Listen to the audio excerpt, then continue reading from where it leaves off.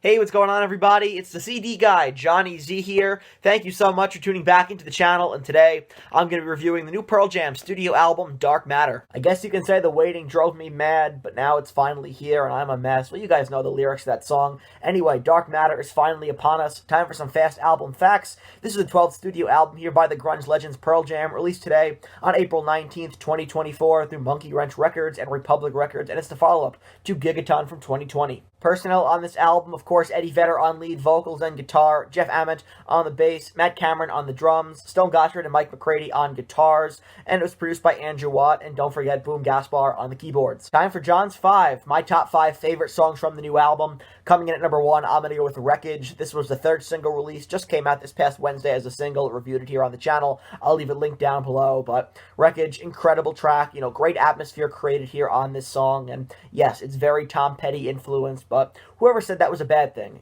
Pearl Jam are always a band who wore their influences on their sleeve, and this song definitely does take a page out of Tom Petty's playbook here, but to be honest, I can hear Petty all over this album at times, so, when it comes to, the general influences that Pearl Jam incorporate into their sound, I think that's part of, what makes them so great, the fact that, again, they are so, transparent about their influences, and so, yeah, very much Tom Petty-oriented song influenced by Petty and the Heartbreakers, but great stuff here, I love the production on this track. I think Eddie's vocals work best on a track like this, where it's softer and more ambient, where Eddie can deliver some awesome lyrics here as well. My favorite from the album for sure. Number 2, I'm going to go with the album closer, Setting Sun. This is a fantastic way to close out the record, in my opinion, and I read a pretty negative review here on YouTube from somebody who said that the magic was gone from Pearl Jam and that the songs really had no feeling anymore, and they're of course entitled to that opinion, but with all due respect, I think this track completely dispels any of that, as far as I'm concerned. I love the depth of these lyrics, one of those introspective songs on the album, and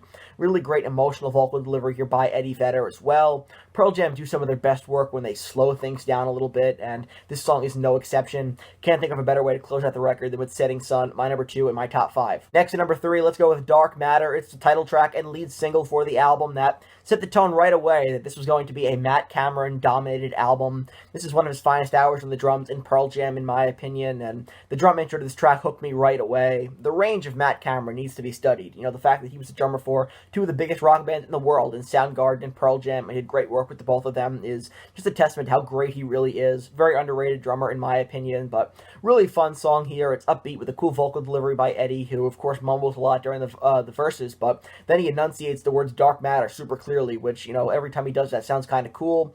This song does a great job, I think, of bringing the energy back up after the much more softer and melodic Wreckage. For number 4, I'm going to go with Won't Tell, another very much Tom Petty-esque song here, and again, I think at this stage, Eddie's voice works the best and more natural on the softer tracks, focusing more on melodies and the overall ambience of the song, and in those respects, it kind of reminded me of Wreckage, which I talked about earlier on in this review, and just, sonically, this whole album is a great listening experience. The atmosphere is incredible, and beyond Eddie's vocals, you have some more excellent instrumentation on this track, and honestly, I think two unsung heroes of this record, and, showcased here on this song as well, are Matt Cameron, and as much as some Pearl Jam fans are not going to want to hear this, Boom Gaspar as well. So, great track here. Again, I love the sound and the overall atmosphere. It feels big. It feels very much encapsulating, all-encapsulating, I should say. So, it's one of those albums that you definitely want to listen to with surround sound, and Won't Tell, another great example of that. Rounding out John's 5, I'm going to go with Running. Almost a bit punky at times. This was the second single released for the album, and it's a lot of fun to listen to. It's a great rocker of a song here, picking up the pace on side 2. And I mentioned this during the Running single review that I did. I can leave that link down below, but I can definitely hear this song making a great live set opener if the band decides to go in that direction. But just in general here, big sound, fast pace, and lots of fun for sure. So had to put it in my top 5. Going to go with Running to round out John's 5. Overall, this album gets an 8.5 out of 10 for me. Definitely the best Pearl Jam album since BACKSPACER as far as I'm concerned, and as the follow-up to Gigaton, I was curious as to what this album was going to sound like. Was it going to sound like an extension of Gigaton, or was it going to, do something different? I think Gigaton was good, but not great, but this album is definitely different. It's definitely an album where you see Andrew Watt really pushing the guys in the studio here to do their best work since 2009.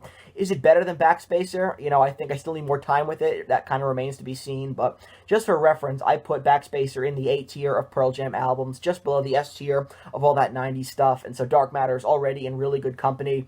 This album feels like a sonic escape in a lot of ways. The instrumentation feels big and bombastic and also super ambient, and of course Eddie is Eddie. He sounds good here, better on the more melodic songs where he doesn't mumble as much, and just some other notes about the album. I think Upper Hand has the best guitar solo on the record. Mike McCready does a fantastic job. Something Special sounds like it was ripped right out of a 90s sitcom intro. I mean, it feels like all of a sudden I'm watching Full House, which I guess is kind of part of the charm of that song. Decent track nonetheless. Waiting for Stevie, I think, has potential to be a great live track, and Scared of Fear is a really fun opener as well. So, from top to bottom here, this album is stacked. Not a skippable song on this track, and not a skippable track, I should say, on this record, in my opinion. So, I'm very pleased with Dark Matter. It definitely did live up to the hype, as far as I'm concerned. 8.5 out of 10 stars is what I'm giving it now. It definitely could go higher.